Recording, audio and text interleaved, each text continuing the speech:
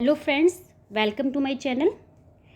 आज हम इस वीडियो में क्लास 10th का साइंस का chapter 1 chemical reaction and equation पढ़ेंगे। ओके, तो चलिए हम स्टार्ट करते हैं। इस चैप्टर के अंदर हम ये कुछ टॉपिक डिस्कस करेंगे जो हमने आपको लिख रखे हैं। Chemical reaction, reactants and products, characteristics of chemical reaction, chemical equation, balanced chemical equation, types of chemical reactions, oxidation and reduction and corrosion and density. Okay, तो सबसे पहले हम पढ़ते हैं केमिकल रिएक्शन। केमिकल रिएक्शन क्या होता है? A chemical reaction involves a chemical change in which substance react to give new substance. यानी केमिकल रिएक्शन वो होता है जहाँ पे सब्सटेंस में कुछ केमिकल चेंज होता है और वो नए सब्सटेंस देते हैं। मतलब सब्सटेंस यानी रिएक्टेंट्स में कुछ केमिकल चेंज होता है और वो न्यू प्रोडक्ट या न्यू सब्सटेंस देते हैं। अब केमिकल चेंज क्या होते हैं? केमिकल चेंज में उसकी स्टेट में चेंज हो सकता है, टेम्परेचर में चेंज हो सकता है, कलर में चेंज हो सकता है। ओके, या फिर हम सीधी सीधी बोलें कि जो प्रोडक्ट मॉलिक्यूल होगा ना वो रिएक्टेड मॉलिक्यूल से डिफरेंट प्रॉपर्टीज़ रखेगा। या फिर हम ये भी बोल सकते हैं कि इसमें क्या होता है केमिकल रिएक्शन में, जो रिएक्टिव मॉलिक्यूल यानी जो रिएक्टेंट होते हैं ना उनके बीच के बॉन्ड ब्रेक होते हैं और न्यू बॉन्ड्स बनते हैं। ओके, उसके लिए हमने आपको कुछ रिएक्शंस दी हुई हैं इसके एग्जांपल के लिए। जैसे KClO3 को जब हीट कर रहे हैं तो वो KCl प्लस 3O2 फॉर्मेशन हो रहा है, यानी पोटेशियम क्लोरेट। पोटेशियम क्लोरेट को जब हीट किया तो KCl बना और साथ ही साथ oxygen gas. Okay, second reaction magnesium plus oxygen है तो इससे क्या बन रहा है आपका मैग्नीशियम ऑक्साइड। अब हमने बोला कि रिएक्टेंट मॉलिक्यूल के बीच के बॉन्ड ब्रेक होते हैं, वो प्रोडक्ट बनाते हैं। रिएक्टेंट मॉलिक्यूल क्या होते हैं? रिएक्टेंट मॉलिक्यूल होते हैं कि वो इनिशियल सब्सटेंस जिसमें केमिकल चेंज होता है वो बोले जाती है रिएक्टेंट मॉलिक्यूल, और केमिकल चेंज होने के बाद जो न्यू सब्सटेंस बनता है वो बोला जाता है आपका प्रोडक्ट। ओके, जैसे हमने जिंक और सल्फ्यूरिक एसिड की रिएक्शन कराई है तो उससे हमारा zinc sulphate plus hydrogen gas बना। तो यहाँ पे जिंक और सल्फ्यूरिक एसिड इज H2SO4, इसे हम एसिड ऑफ किंग बोलते हैं, आप नोट कर सकते हैं नोटबुक में। तो जिंक और H2SO4 क्या है? ये रिएक्टेंट है और जिंक सल्फेट और हाइड्रोजन क्या है? प्रोडक्ट। ओके, अब नेक्स्ट हम पढ़ेंगे कैरेक्टरिस्टिक्स ऑफ केमिकल रिएक्शन, यानी केमिकल रिएक्शन कौन कौन से कैरेक्टरिस्टिक्स हैं, यानी कौन कौन से केमिकल चेंज होते हैं इसमें। तो इस टॉपिक्स में मैंने आपकी जितनी भी NCERT में एक्टिविटीज़ दी हुई हैं, इस पूरे चैप्टर में सारी एक्टिविटीज़ को मैंने कवर करके उस एक्टिविटी को हर रिएक्शन के साथ कोरिलेट करके समझाया हुआ है और प्रॉपर पूरे नोट्स दिए हुए हैं कि आपको दूसरी बुक पढ़ने की ज़रूरत नहीं है। इस पूरी चैप्टर्स में फर्स्ट पार्ट, अभी पार्ट फर्स्ट है, पार्ट सेकेंड में बचा हुआ आपका पढ़ाया हुआ है मैंने। तो फर्स्ट पार्ट में आपको पूरा नोट्स तैयार है, आपको कुछ तैयार करने की इसकी आप PDF चाहें तो वो भी मैं आपको दे सकती हूँ। ओके, चलिए हम स्टार्ट करते हैं। Change in state. स्टेट में चेंज यानी गैस से सॉलिड हो जाना, सॉलिड से गैस हो जाना। ओके, तो यहाँ पे क्या है NH3 प्लस HCl, जो अमोनिया है वो हाइड्रोक्लोरिक एसिड से रिएक्शन करता है और क्या बनाता है NH4Cl। NH4Cl is ammonium chloride. Okay, लिख सकते हैं आप कॉपी में लिखना चाहे तो अमोनियम क्लोराइड। अब आपकी बुक में NCERT में दी हुई है एक्टिविटी 1.1 जो कि चेंज इन स्टेट को बताती है। उसमें क्या किया है, एक्टिविटी 1.1 में बोला हुआ है कि उन्होंने एक मैग्नीशियम रिबन लिया है, उसको सैंड पेपर से अच्छे से क्लीन किया है, उसके बाद बर्न किया है। तो पूछा हुआ है कि आप क्या ऑब्जर्व करते हो उसे बर्न करने के बाद क्या होता है। तो क्या होता है कि जब हम मैग्नीशियम रिबन को बर्न करेंगे तो वो एक वाइट लाइट के साथ, एक डेजलिंग वाइट लाइट के साथ जलता है और फिर चेंज होकर कैसा बन जाता है, एक वाइट पाउडर बन जाता है रिबन, जो कि किसका पाउडर होता है? मैग्नीशियम ऑक्साइड का पाउडर हो जाता है। ओके, समझ गए आप लोग। नेक्स्ट है चेंज इन कलर। कलर में चेंज होना। तो कलर में चेंज होने के लिए आपको बताया हुआ है PbO4। PbO4 is lead oxide, यानी रेड कलर का सब्सटेंस होता है ये lead oxide. Okay, solid substance है। जब हमने इसको हीट किया तो हीट करने के बाद ये किसमें बन जाता है आपका? लेड मोनोऑक्साइड यानी PbO लेड मोनोऑक्साइड में बन जाता है, जो कि येलो कलर का है और ऑक्सीजन गैस निकल जाती है, यानी कलर में चेंज हो गया। फॉर्मेशन ऑफ PPT का फॉर्मेशन। PPT के फॉर्मेशन क्या होता है कि जब लेड नाइट्रेट PbNO3 का होल टॉइज, इसको जब हम पोटेशियम आयोडाइड के साथ हीट करते हैं तो lead iodide PbI2 is a lead iodide. Lead iodide की येलो PPT बनती है। ओके, प्लस पोटेशियम नाइट्रेट बनता है। अब PPT क्या होता है? PPT होता है जैसे हम बोले वाइट दूध, हमारा जो दूध फट जाता है ना, तो फटे हुए दूध जैसा जो सब्सटेंस होता है उसे हम बोलते हैं पीपीटी। तो यहाँ पे जो येलो पीपीटी बने वो येलो कलर का फटा हुआ दूध होता है ना, ऐसा हम येलो कलर का बनता है वो ऐसा। ओके, अब इसके लिए एक्टिविटी 1.2 दी हुई है आपकी बुक में। उसमें क्या किया उन्होंने, लेड नाइट्रेट, वही जो ऊपर रिएक्शन मैंने आपको दी हुई है वही है कि लेड नाइट्रेट को लिया है एक टेस्ट ट्यूब में, उसमें उन्होंने पोटेशियम आयोडाइड ऐड कर दिया।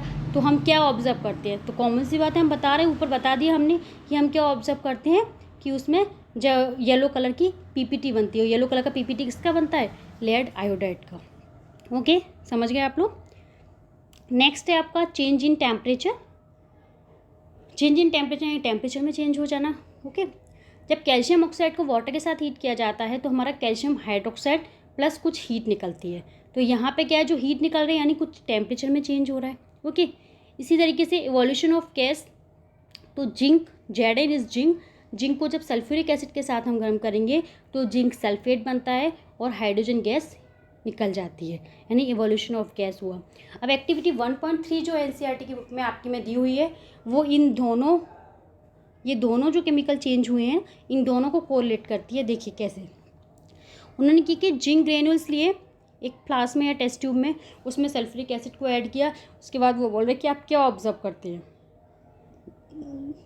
ओके, तो ऑब्जर्व क्या होता है कि हम उससे क्या निकालते हैं, इस एक्टिविटी से हमें पता चलता है कि जब हमने जिंक को सल्फ्यूरिक एसिड के साथ ऐड हुआ तो वो बनता है आपका जिंक सल्फेट, और साथ ही साथ हाइड्रोजन गैस इवॉल्व होती है, यानी इवोल्यूशन ऑफ गैस हुआ। और साथ ही साथ ये जो कॉनिकल फ्लास्क का टेस्ट ट्यूब जो भी हम लेते हैं ना वो गर्म हो जाती है। क्यों हो जाती है गर्म, हाइड्रोजन गैस के निकलने के कारण। ओके, यानी टेम्परेचर में भी चेंज हो गया। ओके, समझ गए आप लोग। नेक्स्ट है केमिकल इक्वेशन।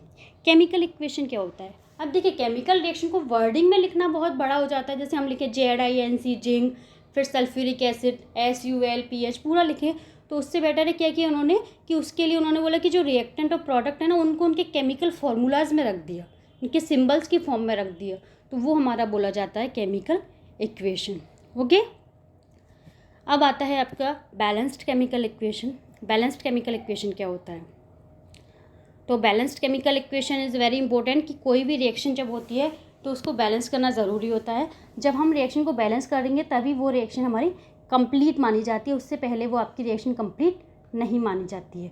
ओके, अब इसमें हमने आपको रिएक्शन किया, द नंबर ऑफ, समझाया हुआ, the number of atom of each element of reactant must be equal to the number of atom of each element of products.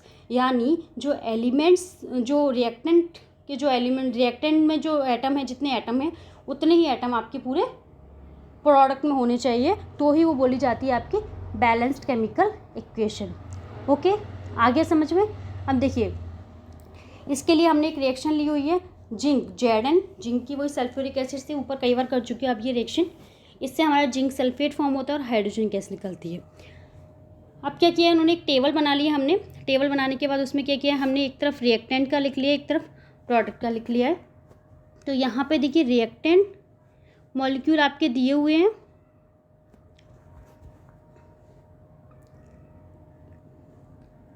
अब रिएक्टेंट मॉलिक्यूल में देखिए जिंक कितना है, यहाँ पे 1 है, तो यहाँ हमने 1 लिख दिया। हाइड्रोजन कितने हैं, हाइड्रोजन 2 है ये, तो इसमें हमने 2 लिख दिया।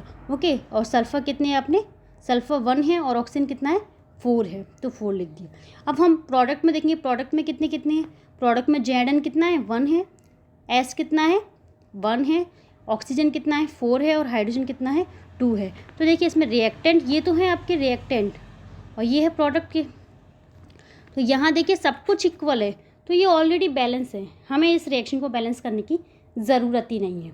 ओके, अब एक और रिएक्शन आपकी बुक में दी हुई है, वो है Fe+H2O को, इससे बना Fe3O4 + H2, इसको हमें बैलेंस करनी है। तो देखिए वो ही हम टेबल बना सकते हैं, टेबल बना के आप कर सकते हैं। तो इस रिएक्शन को कैसे बैलेंस करना है, अब एक चीज़ ध्यान रखना कि कोई भी रिएक्शन बैलेंस करते हैं तो रिएक्शन बैलेंस करने में हम कभी भी उस रिएक्शन के आगे कुछ पीछे कुछ नहीं लगाएंगे, आगे ही नंबरिंग ऐड कर सकते हैं। जैसे हमारा यहाँ पे जैसे Fe लिखा हुआ है, इधर अगर रिएक्टेंट में 2 है और प्रोडक्ट में 3 है, तो हमको इसे 3 करना, तो हम आगे ही जो भी कुछ लगाना है यहाँ ऐड करेंगे, यहाँ 3 या 4 जो भी है, इसके पीछे यहाँ पे 3 या 4 यहाँ कुछ भी ऐड नहीं करेंगे अपन। ओके, अब नेक्स्ट आता है आपका, देखिए रिएक्शन हमें बैलेंस करनी है इसकी। अब इसमें सबसे पहले हम जो रिएक्शन बैलेंस करते हैं वो सबसे ज़्यादा एटॉमिक नंबर से करते हैं, जिससे हम बैलेंस करने में आसानी रहे। तो यहाँ हम देखेंगे Fe कितने हैं हमारे पास, 3 हैं। रिएक्टेंट में कितनी है, 1 है, और प्रोडक्ट में कितनी है, 3 है। तो इधर भी हमको 3 करने हैं, तो हम कितना लगा देंगे, इधर 3 लगा देंगे, Fe + H2O। ओके, और इससे बना है आपका Fe3O4 + H2। ओके, अब 3 हो गए दोनों पर। अब हाइड्रोजन कितने हैं, यहाँ पे 2 हैं और इधर भी हाइड्रोजन 2 हैं। ऑक्सीजन इधर 1 ही है और इधर 4 है, तो हमें इसको बराबर करना है ना। तो ऑक्सीजन को 4 करने के लिए हम पीछे 4 नहीं लगाएंगे, हम आगे ही 4 लगा सकते हैं। Okay, 4H2O। अब यहाँ पे हमने ऑक्सीजन कितनी, ऑक्सीजन हमारी 4 हो गई। ये जो 4 है ये हाइड्रोजन के साथ भी काउंट होगा और ऑक्सीजन के साथ भी होगा। तो हमारी ऑक्सीजन तो 4 हो गई, लेकिन हाइड्रोजन देखिए यहाँ पे 4 2 जा 8। हाइड्रोजन कितने हो रहे हैं, 8, और यहाँ हाइड्रोजन कितने हैं, 2, तो इसको भी 8 करना पड़ेगा। पीछे हमें कुछ नहीं लगाना, ध्यान रखना, हम आगे कितना ऐड कर देंगे, 4 ऐड कर देंगे। तो 4 2 जा 8 बराबर हो गई रिएक्शन। ओके, समझ में आ गया। Fe यहाँ पे 3 है रिएक्टेंट में और प्रोडक्ट में भी 3 है। ओके, हाइड्रोजन यहाँ पे कितनी है, 8 है, यहाँ भी 8 है, और ऑक्सीजन यहाँ कितनी है, 4 है। ये 4 पूरे के आगे होगा ना, तो 4 है, और यहाँ भी ऑक्सीजन 4 है। ओके, आ गया समझ में। ओके, इसके बाद ओके, अब ये जो मेथड बोला जाता है इसको सॉल्व करने का, ये बोला जाता है आपका hit and trial method. Okay, तो इसके लिए हमारी क्या रिएक्शन बनेगी, बैलेंस रिएक्शन, 3Fe + 4H2O। उसके बाद हमारी क्या बनी थी, Fe3O4 + 4H2, है ना। तो आप इसे नोट कर सकते हैं अपनी नोटबुक में। ओके, नोट कर लीजिए, फिर जो हट जाएगा, वीडियो पॉज करके आप नोट कर सकते हैं। ओके, इसके बाद नेक्स्ट आ जाएगा आपका देखिए, नेक्स्ट हम अब आते हैं टाइप्स ऑफ केमिकल रिएक्शन में। टाइप्स ऑफ केमिकल रिएक्शन क्या होता है। अब केमिकल रिएक्शन जो होती है वो कई टाइप्स की होती है, कई तरीके से हो सकती है। ओके, सबसे फर्स्ट है आपका कॉम्बिनेशन रिएक्शन। कॉम्बिनेशन रिएक्शन जैसा नाम से ही पता चल रहा है आपको, कंबाइन होना किसी चीज़ का, है ना, और नाम से पता चल रहा है कंबाइन होना, यानी वो रिएक्शन जिसमें 2 और 2 से ज़्यादा सब्सटेंस या रिएक्टेंट मॉलिक्यूल कंबाइन होते हैं और कंबाइन होने के बाद एक न्यू कंपाउंड का फॉर्मेशन करते हैं, उसे हम बोलते हैं कॉम्बिनेशन रिएक्शन। जैसे आपकी रिएक्शन दी हुई है example, calcium oxide + water reaction करते हैं तो क्या बनाते हैं, कैल्शियम हाइड्रोक्साइड का फॉर्मेशन करते हैं। ओके, इसके बाद बर्निंग ऑफ कोल यानी कार्बन + ऑक्सीजन, तो ये कार्बन डाइऑक्साइड बनता है। ये भी 2 रिएक्टेंट हैं, यहाँ क्या बना रहे हैं, ये सिंगल प्रोडक्ट का फॉर्मेशन कर रहे हैं। इसी तरीके से वाटर का फॉर्मेशन, वो भी कॉम्बिनेशन रिएक्शन में आएगा आपका। H2 + O2 रिएक्शन करके क्या बनाते हैं, H2, वाटर का फॉर्मेशन कॉम्बिनेशन रिएक्शन में आता है, लेकिन अगर हम इसको तोड़ देंगे तो ये डिकम्पोजिशन रिएक्शन में हो जाएगा, हाइड्रोजन गैस का फॉर्मेशन उसमें हो जाएगा। ओके, अब जितनी भी कॉम्बिनेशन रिएक्शन होती है वो सारी एक्सोथर्मिक रिएक्शन होती है, क्योंकि कॉम्बिनेशन रिएक्शन जो होती है उनमें क्या होता है, कॉम्बिनेशन रिएक्शन में हीट प्रोड्यूस होती है, यानी हीट निकलती है।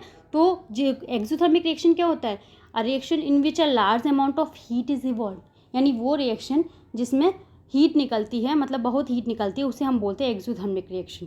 तो ध्यान रखिएगा आप यहाँ पे कि जितनी भी रिएक्शन होंगी, जितनी भी कॉम्बिनेशन रिएक्शन होंगी, वो सब एक्सोथर्मिक के अंदर आती है। और ये भी नोट कर लीजिएगा, ये हमने यहाँ नहीं लिख पाया आपको, कि CaO ये क्या होता है, क्विकलाइम होता है। कैल्शियम ऑक्साइड इसे हम क्विकलाइम बोलते हैं, और कैल्शियम हाइड्रोक्साइड इसे हम सिलेक्ट लाइम बोलते हैं। Okay, you can note here, ये है आपका सिलेक्ट लाइम, और ये है आपका quick lime. Okay, quick lime. Okay, अब इसके बाद नेक्स्ट आ जाता है आपका एक्टिविटी 1.4, जो आपको दी हुई है एक्टिविटी 1.4, उसमें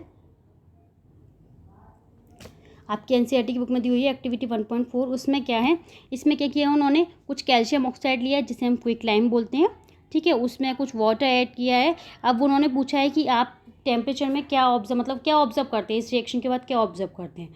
तो ये जब हम रिएक्शन कराएंगे तो कैल्शियम हाइड्रोक्साइड का फॉर्मेशन होगा, यानी इसमें क्या होगा, हीट इवॉल्व होती है, इसमें क्या होता है, हीट इवॉल्व होती है। तो यानी ये क्या है, टेम्परेचर में चेंज हुआ इसके में कुछ। ओके, अब नेक्स्ट है आपकी डिकम्पोजिशन रिएक्शन।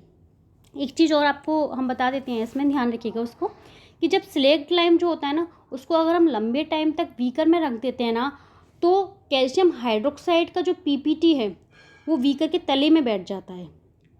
उसका जो पीपीटी वो बीकर के तले में बैठ जाता है, और फिर जो सोल्यूशन बनता है वो क्या बनता है, हमारा जो सोल्यूशन हम निकाल लेते हैं उसको हम बोलते हैं लाइम वाटर। जो सिलेक्ट लाइम है वो किसके लिए यूज़ होता है, वाइट वॉशिंग के लिए यूज़ होता है। ओके, और जब क्या होता है कि जो वाइट वॉशिंग होती है ना, वो जैसे डल सी हो जाती है। वो क्यों हो जाती है डल, क्योंकि जो वाइट वॉशिंग होती है उस पर क्या होता है, धीरे धीरे कार्बन डाइऑक्साइड रिएक्शन करती है उससे, और वो रिएक्शन करके क्या बनाती है, कैल्शियम कार्बोनेट का फॉर्मेशन करती है। देखिए, तो हम आपको बताते हैं ये कि जो कैल्शियम हाइड्रोक्साइड हमारा स्लेक्ड लाइम है, वो कैल्शियम हाइड्रोक्साइड किसके लिए यूज़ होता है, वाइट वॉशिंग के लिए यूज़ होता है। और ये जब कार्बन डाइऑक्साइड से रिएक्शन कर लेता है तो ये आपका बनाता है कैल्शियम कार्बोनेट, CaCO3+H2। तो ये जो कैल्शियम कार्बोनेट होता है ये उसकी फिनिशिंग को ख़त्म कर देता है, चमक को कम कर देता है। ओके, अब आता है next decomposition reaction. Decomposition reaction क्या होता है, डिकम्पोज होना, टूटना, डिकम्पोजिशन रिएक्शन, यानी ये reaction in which a single reactant break down, यानी इसमें क्या होता है, एक सिंगल रिएक्टेंट टूटता है और टूटने के बाद और नए सब सिंपलर प्रोडक्ट का फॉर्मेशन कर देता है, उसे हम बोलते हैं डिकम्पोजिशन रिएक्शन। जैसे हमारा बताया हुआ है आपने FeSO4 यानी फेरस सल्फेट को जब हीट किया तो क्या बना, वो Fe2O3 यानी फेरिक ऑक्साइड बना, प्लस सल्फर डाइऑक्साइड और सल्फर ट्राइऑक्साइड गैस निकली। अब देखिए, ये रिएक्शन भी यहीं तक ख़त्म नहीं हो जाती है ओनली। इस रिएक्शन में क्या, जो FeSO4 होता है उसमें वाटर के 7 मॉलिक्यूल होते हैं, ये लाइट ग्रीन कलर का होता है। तो जब हम इसे हीट करते हैं तो जो FeSO4 है ना, FeSO4.7H2 होता है। ओके, ये ग्रीन, लाइट ग्रीन कलर का होता है। जब हम इसे हीट करेंगे तो ये FeSO4 में चेंज हो जाएगा, जो कि वाइट कलर का होगा, और इसमें से जो वाटर मॉलिक्यूल है ना वो उड़ जाएंगे, ये वाइट। उसके बाद ये जो वाइट पाउडर होगा हमारा, ये FeSO4 जो वाइट होगा, इसको फिर हमने दोबारा से हीट किया तो ये फेरिक ऑक्साइड और सल्फर डाइऑक्साइड में चेंज हो जाएगा।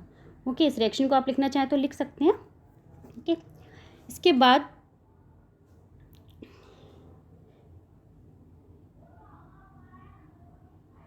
ठीक है, इसके बाद नेक्स्ट है आपका, अब ये जो डिकम्पोजिशन रिएक्शन होती है ना, इसे भी कई पार्ट्स में डिवाइड किया गया है। मतलब ये कि डिकम्पोजिशन रिएक्शन भी, डिकम्पोज भी, उस रिएक्टेंट का डिकम्पोज भी कई तरीके से हो सकता है, या हम उसे हीट दे दें, है ना, हीट भी दे सकते हैं, सनलाइट से हो सकता है, या बहुत तरीके से हम उसको अलग अलग तरीके से कर सकते हैं। इलेक्ट्रोलाइट डिकम्पोजिशन हो सकता है। तो उसके लिए सबसे पहले हम बात कर रहे हैं आपको थर्मल डिकम्पोजिशन का। ओके, अब थर्मल डिकम्पोजिशन में क्या होता है, थर्मल डिकम्पोजिशन है आपका reaction in which heat energy is given to substance and it break into 2 और मोर सिंपलर सब्सटेंस। यानी वो रिएक्शन जिसमें क्या होता है, हीट दी जाती है, हीट एनर्जी दी जाती है, और वो सब्सटेंस क्या हो जाता है, 2 और 2 से ज़्यादा सिंपलर सब्सटेंस पे ब्रेक हो जाता है, उसे हम बोलते हैं thermal decomposition. Okay, thermal decomposition, टूटना, जैसे कैल्शियम कार्बोनेट है, उसको जब हमने हीट दी तो वो कैल्शियम ऑक्साइड और कार्बन डाइऑक्साइड में चेंज हो जाएगा। ओके, इसके लिए एक्टिविटी 1.5 दी हुई है आपकी। इसमें क्या किया है, 1.5 एक्टिविटी में आपको वही जो ऊपर हमने आपको रिएक्शन बताई थी वो ही है, ये वाली। ओके, आयरन सल्फेट की सेम वही है कि FeSO4 लिया, उसको उन्होंने हीट किया, तो हीट करने के बाद क्या बनता है, फेरस सल्फेट बनता है, और पहले फेरस सल्फेट के 7 मॉलिक्यूल्स रिलीज हो जाते हैं। उसके बाद फेरस सल्फेट को हीट किया तो Fe2O3 यानी फेरिक ऑक्साइड बन जाता है। जो फेरिक ऑक्साइड है वो कैसा बनता है, फेरिक ऑक्साइड वो डार्क ब्राउन कलर का, रेडिश ब्राउन टाइप का आप बोल सकते हो, वैसा सब्सटेंस होता है। यानी जो FeSO4 होता है उसमें वाटर के 7 मॉलिक्यूल होते हैं जो लाइट ग्रीन कलर का होता है। उसको जब हमने हीट किया तो वो वाइट कलर के आयरन सल्फेट में चेंज हो जाता है, और आयरन सल्फेट को जब हम हीट करते हैं तो वो करीब Fe2O3 यानी फेरिक ऑक्साइड में चेंज हो जाता है, और जो फेरिक ऑक्साइड है वो डार्क ब्राउन या रेडिश ब्राउन टाइप का सब्सटेंस होता है। ओके, इसके बाद नेक्स्ट आपका दिया हुआ है एक्टिविटी 1.6। एक्टिविटी 1.6 में क्या है, लेड नाइट्रेट लिया हुआ है, उसको लेड नाइट्रेट को इन्होंने क्या किया है, टेस्ट ट्यूब में लेड नाइट्रेट लिया और उसको हीट किया, और लेड नाइट्रेट लिया उसको हीट किया तो वो क्या बनाता है, lead oxide plus NO2। Okay. Activity 1.6 जो है ये भी आपकी डिकम्पोजिशन रिएक्शन का ही एग्जाम्पल है। अब जो लेड नाइट्रेट आपकी बताई जा रही है इसमें,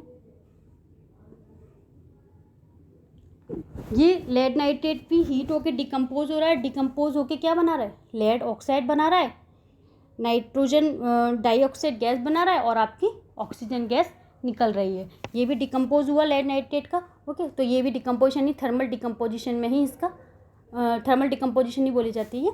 इसके बाद नेक्स्ट आपका आया हुआ है इलेक्ट्रोलाइटिक डिकम्पोजिशन।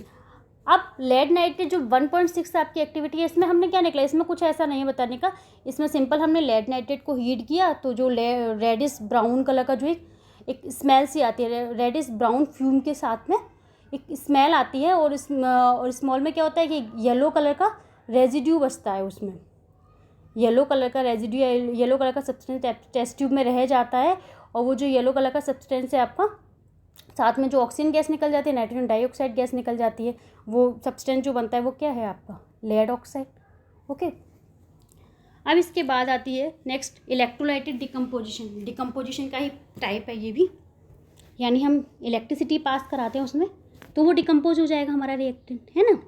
अब देखिए दिया हुआ है आपको, electric energy is given to the reactant and it breaks into 2 और मोर प्रोडक्ट। यानी इलेक्ट्रिसिटी दी जाती है, इलेक्ट्रिक एनर्जी दी जाती है तो 2 से ज़्यादा प्रोडक्ट में फॉर्मेशन हो जाता है इसका। अब इन्होंने इसमें एक्टिविटी 1.7 दी है।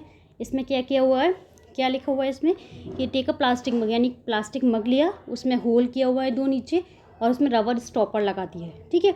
उसके बाद उसमें कार्बन इलेक्ट्रोड फिट कर दिए, रबर स्टॉपर में इलेक्ट्रोड को उसके 6 वोल्ट की बैटरी से कनेक्ट कर दिया है, ठीक है। और फिर मग को वाटर में फिल कर दिए ऐसे कि इलेक्ट्रोड उसमें डूबे रहे। उसके बाद क्या किया, उसमें कुछ ड्रॉप्स डाइल्यूट सल्फ्यूरिक एसिड की उस वाटर में ऐड कर दी उन्होंने। अब 2 टेस्ट ट्यूब ली और उन 2 टेस्ट ट्यूब को उन्होंने वाटर के ऊपर उल्टा रख दिया, ठीक है। कार्बन इलेक्ट्रोड जो थे, कार्बन इलेक्ट्रोड जो वाटर में थे ना टिप, उसके ऊपर उन टेस्ट ट्यूब को उल्टा रख दिया। तो फिर क्या ऑब्जर्व किया आपने इस एक्टिविटी से, तो इसमें क्या ऑब्जर्व होता है कि बबल्स बनते हैं गैस के। दोनों टेस्ट ट्यूब के ऊपर हम देखेंगे कि गैस के बबल्स दिखाई देंगे उन इलेक्ट्रोड के ऊपर। तो जो बबल्स हैं वो क्यों बनते हैं, वो हाइड्रोजन गैस और ऑक्सीजन गैस के कारण बनती हैं। कि जो वाटर है, वाटर का ब्रेकडाउन होता है, इलेक्ट्रिक एनर्जी देते हैं हम, तो वो हाइड्रोजन गैस और ऑक्सीजन गैस में बन जाता है। तो हमेशा ध्यान रखना इसमें क्या है, बैलेंस की रिएक्शन। तो हाइड्रोजन गैस डबल है ऑक्सीजन गैस से, है ना। तो जो हाइड्रोजन के बबल्स हैं वो ज़्यादा बनेंगे, उसमें हाइड्रोजन गैस जस्ट डबल है उसमें। तो जो हाइड्रोजन गैस और ऑक्सीजन बनती है, ये इसमें क्या होता है, वाटर मॉलिक्यूल का डिकम्पोजिशन होता है, उससे हाइड्रोजन गैस डबल बनती है और ऑक्सीजन गैस। और बैलेंस करने में भी आप उसको बता सकते हैं, कोई दिक्कत नहीं है। इसके बाद नेक्स्ट है आपका फोटोकेमिकल रिएक्शन। फोटोकेमिकल या photo decomposition reaction. Photo decomposition में क्या है, उसमें लाइट एनर्जी दी जा रही है। अभी हमने हीट एनर्जी दे दी थी, इलेक्ट्रिक एनर्जी दे दी थी, अब हमने लाइट एनर्जी दे दी। ओके, तो लाइट एनर्जी जब हम दी जाती है तो रिएक्टेंट ब्रेकडाउन होता है और वो प्रोडक्ट बनाता है जिसे हम बोलते हैं फोटो डिकम्पोजिशन रिएक्शन। ओके, इसके लिए आपकी बुक में एक्टिविटी दी हुई है 1.8। इसमें क्या किया उन्होंने, सिल्वर क्लोराइड लिया हुआ है एक चाइना डिश में, ओके, उसको फिर सनलाइट में रख दिया उन्होंने। फिर उन्होंने पूछा है कि आपने क्या ऑब्जर्व किया उसमें। तो हम ये ऑब्जर्व करते हैं कि सिल्वर क्लोराइड को जब सनलाइट दी जाती है तो वो सिल्वर में और क्लोरीन गैस में चेंज हो जाता है। यानी जो सिल्वर क्लोराइड वाइट पाउडर था हमारा, जब हमने उसे सनलाइट दी तो वो डिकम्पोज हुआ, टूटा और सिल्वर, ग्रे कलर का सिल्वर और क्लोरीन गैस बन गया। इसी तरीके से हमारी डिकम्पोजिशन ऑफ सिल्वर ब्रोमाइड्स का भी होता है। सिल्वर ब्रोमाइड जो है वो भी ब्रेक हुआ और ब्रेक होने के बाद सिल्वर और ब्रोमीन गैस में चेंज हो गया। अब ये जो AgBr वाली रिएक्शन है, ध्यान रखना, आप इसको नोट भी कर सकते हैं। ये रिएक्शन ब्लैक और वाइट फोटोग्राफी, जो पहले पुराने ज़माने में जो ब्लैक और वाइट फोटोग्राफी होती थी ना, ब्लैक एंड वाइट फोटो बनते थे, उन फोटोग्राफी में यूज़ की जाती है ये वाली रिएक्शन। अब नेक्स्ट है एंडोथर्मिक रिएक्शन। ये एंडोथर्मिक रिएक्शन डिकम्पोजिशन के अंदर ही आती है। मतलब जितनी भी डिकम्पोजिशन रिएक्शन है उन सब को हम एंडोथर्मिक रिएक्शन बोलते हैं। क्या होती है एंडोथर्मिक? वो रिएक्शन जिसमें एनर्जी एब्जॉर्ब होती है उसे हम क्या बोलते हैं, एंडोथर्मिक रिएक्शन। यानी एनर्जी एब्जॉर्ब हो रही है तभी तो हम वो ब्रेक डाउन हो रहा है, यानी हम उसे हीट दे रहे हैं, कुछ हीट एनर्जी दे रहे हैं, लाइट एनर्जी दे रहे हैं, फोटो एनर्जी दे रहे हैं, कुछ एनर्जी दे रहे हैं, उसके बाद तो वो रिएक्टेंट ब्रेक हो रहा है और सब्सटेंस बना रहा है। तो जिसमें एनर्जी एब्जॉर्ब होती है वो सारी एंडोथर्मिक रिएक्शन बोली जाती है, और जितनी भी डिकम्पोजिशन रिएक्शन है वो क्या बोली जाती है आपकी, एंडोथर्मिक रिएक्शन। ओके, और जितनी भी कॉम्बिनेशन है वो क्या बोली जा रही थी आपकी, एक्सोथर्मिक रिएक्शन। ओके, क्योंकि उसमें क्या हो रहा था, उसमें हीट एनर्जी निकल रही थी, तो वो सारे एक्सोथर्मिक के अंदर आती हैं। ओके, कई सारी और भी रिएक्शन है इसमें, जैसे आप लोगों ने HI की भी एक रिएक्शन होती है, ये हम आपको बता देते हैं, आप लिखना चाहें तो लिख सकते हैं अपनी नोटबुक में। जैसे हाइड्रोजन आयोडाइड है, इसको भी जब सनलाइट दी जाती है, अल्ट्रावायलेट लाइट दी जाती है, तो ये क्या बनाती है आपकी, हाइड्रोजन गैस प्लस I2। ये भी डिकम्पोजिशन रिएक्शन का ही एग्जाम्पल हुआ। ओके, इसी तरीके से डाइजेशन ऑफ फूड है ना, डाइजेशन ऑफ फूड, ये भी डिकम्पोजिशन का ही एग्जाम्पल हुआ, डाइजेशन ऑफ फूड। ठीक है, इस तरीके से और काफ़ी एग्जाम्पल हैं। ये सारे नोट्स प्रिपेयर हैं। अगर आप लोगों को मेरा वीडियो अच्छा लगा है तो प्लीज़ उसे लाइक शेयर सब्सक्राइब करना ना भूलें, और साथ ही साथ आपको इसमें जितने भी नोट्स चाहिए या कोई प्रॉब्लम है तो आप मुझे ज़रूर बताएं, और बेल आइकन को प्रेस करें। And thanks for watching my video. Thank you very much. Next part second में हम मिलते हैं। नेक्स्ट वीडियो में आपके पार्ट सेकेंड में बची हुआ जो चैप्टर है वो कंप्लीट कराया जाएगा। Thank you very much.